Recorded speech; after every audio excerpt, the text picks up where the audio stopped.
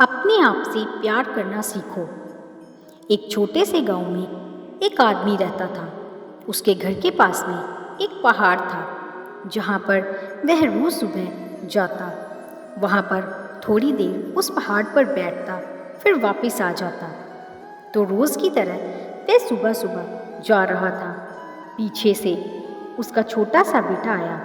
उसने आकर के उसका हाथ पकड़ लिया और कहा कि आज मैं भी आपके साथ चलूँगा। उसने पहले तो उसको थोड़ा सा समझाया और मना किया कि कहा कि जो रास्ता है वो बहुत ही छोटा है और चढ़ाई बहुत ज़्यादा है, तो तुम मेरे साथ नहीं चल पाओगे। लेकिन फिर जब उस बेटे ने जिद करी तो पिता मान गया।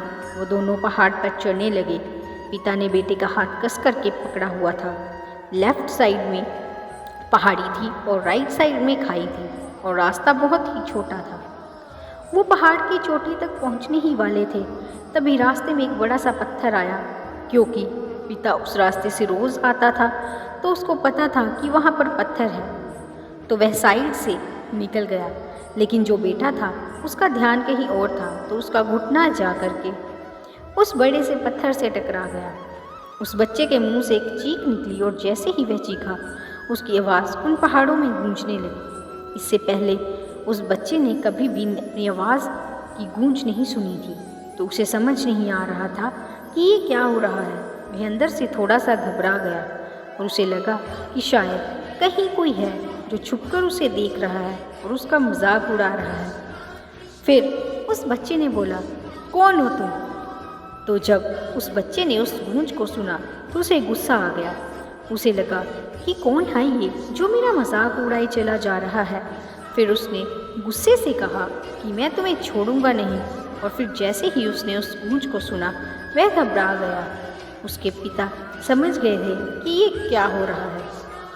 उसने अपने पिता का हाथ कस के पकड़ लिया और उनसे पूछा कि कौन है ये जो मुझे इतना तंग कर रहा है, कौन है ये जो मुझे इतना डरा रहा है। तो उसके पिता ने थोड़ा सा मुस्कुराए और उन्होंने खाई की तरफ देखा और ज़ोर से बोला, मैं तुमसे बहुत प्यार करता हूँ। वह सुनकर वह बच्चा हैरान हो गया और उसे समझ नहीं आया कि हो क्या रहा है, क्योंकि वही इंसान जो उसका मजाक उड़ा रहा है, उसको तंग कर रहा है, वह उसके पिता को बोल रहा है कि मैं तुमसे बहुत प्यार करता हूँ। तो उसके पिता अपने बेटे को देखा और वो समझ गए कि उसके मन में क्या चल रहा है। और फिर दोबारा उन्होंने बोला, तुम बहुत अच्छे हो।